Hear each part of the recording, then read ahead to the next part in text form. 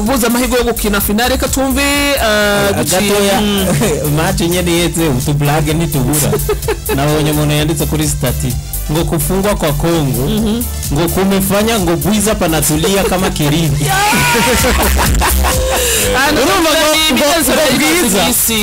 urumva Bwiza nyene ni ahantu hambere hagaragarira iyo Kongo yatsinze nyene habafika ngo harayatekanye wamengo ni Kirindi kandi abona ati burya abarundi twari muri kana ariko duserviyo nako ko reka tuve Sebastien Rere ivyo yayaze n'abanyemesha makuru bagenzi bacu bo muri Canal Plus Sport kugira ngo tumve ivyo yayaze nyuma y'urukino yanatsinze n'ico gitsindo ca mbere tu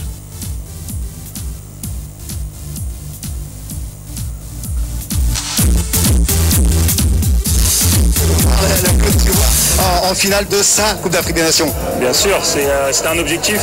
On savait qu'on en était capable. Après, c'est vrai qu'on a eu quelques faux pas en début de compétition. Maintenant, aujourd'hui, on est peut-être une autre équipe, un autre visage. Donc,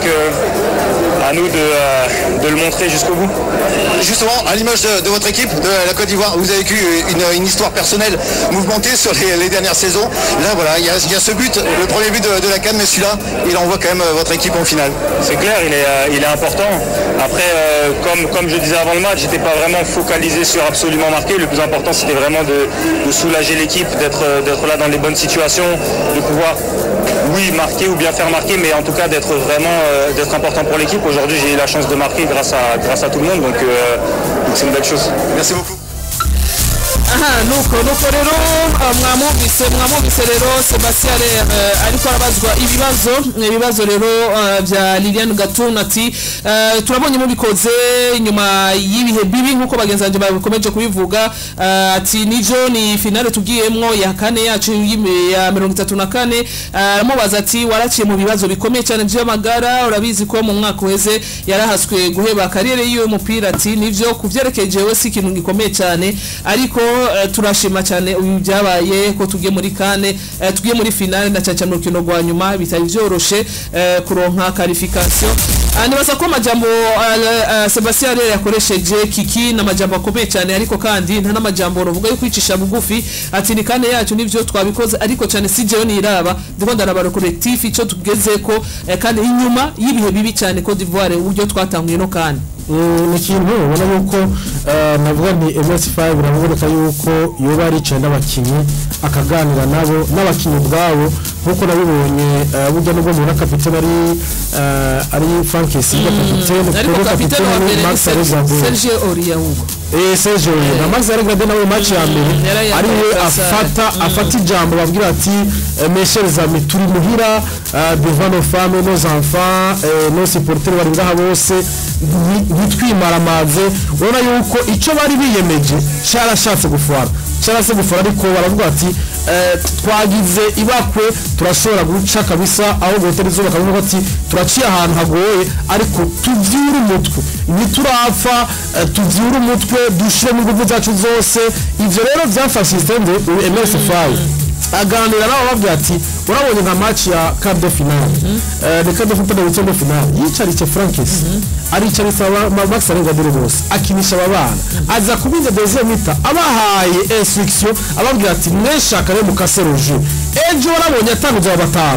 abataba basohotse ayinjira wasangare n'undi yinjiye barabona agapapuro yamuhaye bariko namubaza ati ndo wamubwiye ibiki ati je ntabwo namucapiye nta system namucapiye namubwiye ati nabonye remplacement zibaye za Kongo mbwira sangara ati we cungurya n'ujya wundi arinja ati nawe cungurya kugira ngo yari juste mu marquage urumva yuko hari kintu ababwira kari agapapuro baragafotoye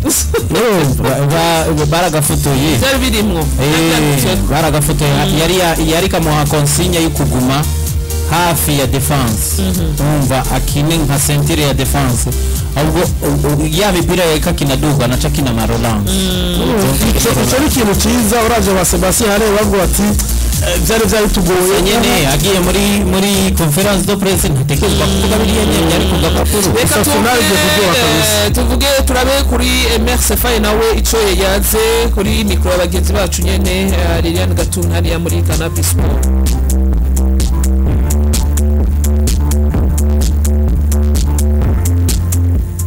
incroyable, c'est une folie. Ça y est, la Côte d'Ivoire, votre Côte d'Ivoire est en finale. Ouais, franchement, c'était inespéré. En début, en match de poule, c'était très très compliqué. Après, on a joué le Sénégal, c'était dur. On a été chercher la qualif à la fin. Mali, ça a été dur. On était à 10, mais on a été chercher la qualif. Et là, un match un peu plus maîtrisé. On va chercher la place de la finale de notre compétition, de notre CAN. C'est un plaisir immense. Justement, on a parlé du ressort psychologique. Cette équipe, elle a été ressuscitée. Sur quoi ça a joué? Sur quoi vous avez réussi à finalement motiver vos joueurs pour aller chercher cette finale? Déjà, de la manière dont on s'est qualifié. Je pense qu'à un moment donné, le destin ne dépendait plus de nous. On s'est qualifié à la dernière journée, dernier match de poule. Donc on s'est dit, de toute façon, on était déjà mort. Donc là, on va venir, on va tout donner parce qu'on n'a plus rien à perdre finalement. Et puis au fur et à mesure, on a repris confiance. On a fait les efforts, on s'est remobilisé, on a essayé d'être beaucoup plus compact, un groupe beaucoup plus soudé. Et au fur et à mesure qu'on passait les étapes, ça nous a redonné un peu plus confiance. Donc aujourd'hui, on en est là. Un mot sur le Nigeria pour une première expérience de ce jeune sélectionneur. C'est une finale incroyable. Ouais, c'est une belle finale, c'est une revanche parce qu'on les a joués en poule, ils nous ont battus. Moi, je me souviens que quand j'étais joueur, j'ai gagné la Coupe du Monde du 17 en perdant le premier match contre les Nigériens et les battant en finale. Donc c'est une destin cyangwa se le destin nkuko yabivuze nawe nyene MRCFA yavuze amajambo akomeye cyane kikati nitwahabwa icizere mu matsinda buryo twariko turakina tumeze nabi cyane benshi baravuga baraduhamba bavuga yuko twapfuye ariko ibyo byagiye kuduha icizere mu nyuma dutsinze Senegal ibintu byaragiye bimera neza tugarukana icizere mu bantu mbere yatanze yuko mbere ugerageje kuraba confiance yaraduze irarenga uyu munsi abakinyi yanamubajije ati nigiki wowe warabwiye abakinyi ihe motivation warabwiye ati ragiye ati nimba twarapfuye abantu baraduhambye ariko ifo yuko dusubira kandi gukomera kugira ngo dutere iteka ino population y'abanya Côte d'Ivoire mbere yamubaza ati finale sene mugiye guhurana na Nigeria ati mu gikombe cy'isi cy'abatarenze imyaka 17 nkiri mukinyi Senegal yadutsinze mu matsinda turayitsinda natwe mu finale ati shoboka ko ari best Nigeria niyo yabatsinze mu matsinda bayitsinda mu rukino rwa nyuma rwa finale mu gihe wewe yarakira umukinyi bon ku bya finale byo tubonye finale y'imigwi yahorana mu itsinda bazosubira kandi guhura kandi urumva ni nacyo kibazo yamubwiye ati Nigeria Nigeria mwarahuriye nayo mu matsinda irabatsinda ati kuba dusuye kandi guhura nabo muri finale gira ni deste ku ruhande rwacu ku ruhande rwa Côte d'Ivoire gira nakandi kandi mu mapuro Nigeria yarabatsinze gusa icyo mbona kuri finale ndabye ukungene Côte d'Ivoire ifise amavantage y'uko bazoba bari muhira imbere y'abarozi babo ntikibuze yuko mva cyagiye bari mu mapure babona yuko Guinea Equatoriale badugije kabisa bayibagwa ariko bari muhira imbere y'imiryango yabo abasiporteri babo ndibaza yuko iyi match ngene nabonye demi finale bayikina bazovuga ati ewana kama mbaya kabisa twite ndavye naho kuko narabonye ifise yuko ibya finale turasigaje na arasigaye umwanya gusa ndabona yuko ati ikigira kabiri turakeneye guha agashimwe kitwa igikombe abantu bose badukurikira b'abanyanigeria ati ndashaka to put the smile on their face ati gufata umunezero nkawutereka ku maso yabo ni ukuvuga ngo kubatera ako kanyamuneza gutwara ico gikombe ati nico nifuza ati nibaza yuko aho tugeze turabimerita twarabikoreye bano basore nyene barakora donc ni ibintu nyene bigaragara yarinde Simene yavuze ati nivyo kandi Yves na Kiki na Alonso ati ni nguvu z'abantu benshi kugira ngo dushike kuri igikorwa cyo gushika muri finale hari abantu benshi bagwaniye ibi bintu kugira ngo tubishike ko ni ndoto z'umwana muto nifuza gutanga umunezero ku Nigeria mwati bagiye yuko ngo burya ngo ashimiye cyane na Afrika y'Epfo uburyo babahaye akazi ko munsi wejo kuri Côte d'Ivoire iyi match yari ikomeye cyane kurusha niyo bazokina buriya Dorcas udutinye ekipe mukina Kiki ibivugwa hariya kuri urwo rukino mubyumva nabo ibivugwa iwanyu iwabo bavyumva basangiye ururimi ibi bihugu bibiri bihuriye ku bintu byinshi cyane. Izi nizo puissance muri Afrika. Iyo South Africa atari ya mbere ku budunzi, Nigeria ibiri ya kabiri. Iyo Nigeria South Africa yatakate kibanza cha mbere, Nigeria bari yani. Donc birakura kurana. Noneho bagenda bahurira no mu bintu. Noneho ibihugu iyo bimaze kuba ari puissance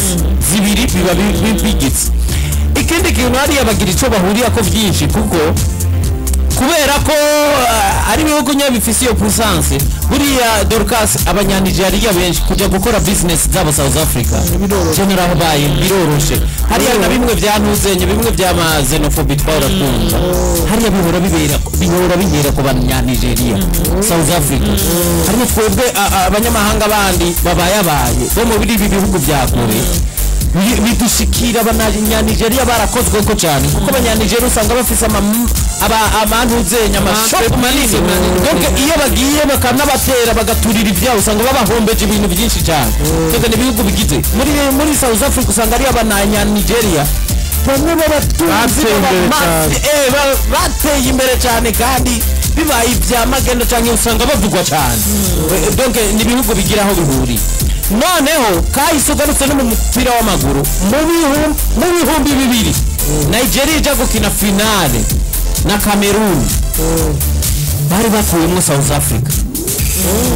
muri 2000 bakuramwo ntuzenya baza gukina finale na Cameroon. Iyo finale abantu barayibuka yabaye ubusa ku bundi Nigeria yitangaza muri ntuzenya Matirobi bakuyemo South Africa. Urabona ama statistics kacogiye South Africa yari ikomeye cyane. Donc muri uno munsi uri kuraraba n'ukuntu urukino rwagenze South Africa yahaye akazi tutari twiteze Nigeria nabayebetse cyane mu gice cya mbere Nigeria isa niyatangwa kumetiriza match neza mu gice cya kabiri no mu minota 75 kuduga gushika muri prolongation hari yabasubiye batanga akazi musa mu gice cya mbere no mu minota 20 ya mbere y'igice cya kabiri tukase twabonye South Africa noneho yari yananiranye South Africa wabonye n'amashuti yaroba igitsindo cya hasi ko munyegora akuramo aheza ibiri zose munyegora umukinyi wa South Africa ashaka kuza gutsinda igitsindo cya kabiri cyane muri ya mupira witwa Mokoye naje gutsinda penalty yateye kufra umunyegwa akurayo awusama arawure baca urenza hejuru maze bari bayimariri donc ni bintu rero yari match nabwiye abantu ijya match giheze wese twiteganye gishika Cote d'Ivoire na Congo mugi match ya Cote d'Ivoire na Congo ntiza kuryoha ngiye yari match kabisa ni rimwe equilibre irimwe ibintu byose kandi Dorcas kuko kumwe twamye tuvuga ejo kiki ni migubiri itandukanye par rapport ukuntu yubatse bamwe baziga bakinye muri champion nta muntu numwe yo kwizeye ko South Africa yogira icikoze imbere yande ya South Africa ariko birakwereka kandi umupira wa Afrika aho uriko uraganira muri Nigeria bakubwira ngo umunoko numwe muri bariya batangura nawe Yesu umunoki wabo n'umunoko muri South Africa nyene muri ya munyegori Stanley Anwari naho nyene akina muri equipe ngira ngo iyo mu bibanza kuva kuri 9 kumanuka Chipa United muri South Africa ikinira kurwanira kutamanuka ni munyegori Dorcas bakimuhamagaye bavuga ko ari we titireri igihugu cyose cyarahagurutse kiriya mbese mu menyereza ariko no munsi rabe akaza bakoreye raba football nyene meze uwakuye ya penalty zina mu ndwi yeze uno munsi ejo byasa ko akuramo nimwe uyu munyegori ya South Africa Williams rero South Africa buriya abantu bagira amoko agize akomera cyane cyane arimwe abantu benshi n'abazulu abakosa akaroro zulu nibwo bwoko bw'akomoka oya Zuma akomoka hariya bakomoka ahantu bita kwa Zulu Natal ni hariya igisagara gikomeye ni Durban abitwa abakosa nabo ni bwoko bwa Mandela bagwiriye ahitwa Eastern Cape mugana Cape Town barahari cyane baza kurondera ubuza ari benshi aba nabo nyene n'ubwoko bundi bugize hakabaho nabitwa abameti abakaradi twe tubita barangirangi twabita barangirangi abo bakaradi babagize n'imvange n'ujya Williams rero urabona Williams ni nawe mama abarabameti ni nawe sinawe kapiteni wabo nibo bakwiriye Cape Town rero bagwiriye ayitwa Western Cape iyo ni indi ntara bakomokaho rero bakomoka ku bazungu badekuviye South Africa bavuye muri za Hollande banavuga n'ikirimi cyitwa Afrikaans nico kirimi bavuga Afrikaans n'icyongereza gusa kizayo moko yose yisangira n'ururimi ubu bamwe bavuga ikizuru abandi bakavuga igikosa bahurira ku cyongereza bose bahurira ku cyongereza mugari aho umuntu agenda agira tushe gusa ikizuru n'ikintuze n'igikosa biragomba gusa kandi aba bantu nabo ntibagira ugukundana impamvu rero ubona nka Williams wewe n'umuntu uzi n'umukaradi n'uwo murangirangi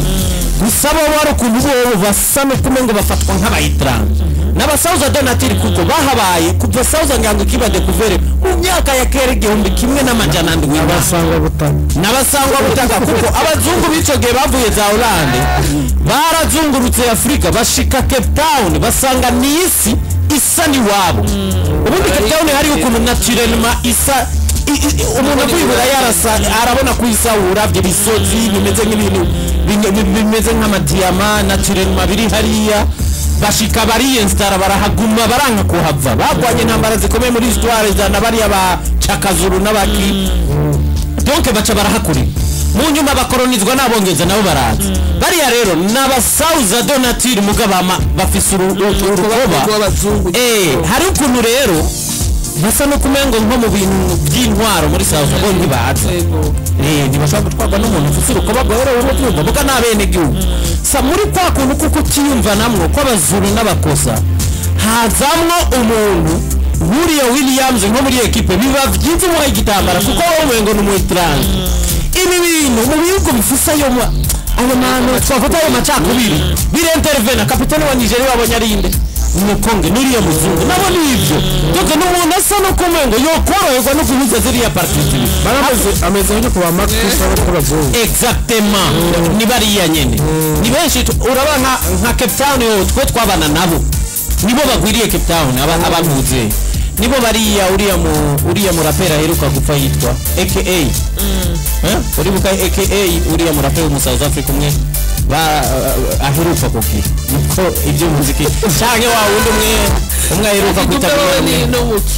Lucky Dube ni South Africa bavuga yuko Kostatich nawe n'umuntu uze n'umukaladi nawe nyene donc abo bantu biroroherwa no kubana n'aba babiri biroroha cyane no kubana n'aba babiri hariya rero iriya equipe hariya na hymne nationale ya South Africa irimo inzimizo zine zose igitero cyose zikimwe cyane bana irimo zine nukuvuga harimo igikosa harimo ikizulu harimo icyongereza na Afrikaans bose ari isanga iyo Afrikaans rero ururimi ruvugwa cyane mu Budage no mu Buze no muri Hollande nuko rero tugeze ku isaha 7:52 ntibaza ko twoca no mu butuma tukaraba uratubwiye kabisa Afrika y'Epfo yose tubwire gato ku butumwa buri kuri YouTube kiki mbere ko bagira Elia de Garage arabaramutsa Elia kuri 17 muri Bubanza ariko navuze yuko dimanche ari kumwe na tuzoba turi kumwe dimanche karibu cyane ubutumwa kabwerekereza kuri Yves ati yaraje dimanche ariko ntiwinjiye muri equipe rero niho yari yo yara tuwacu dukwiye kuvuga ngo dimanche oya je kabisa dugera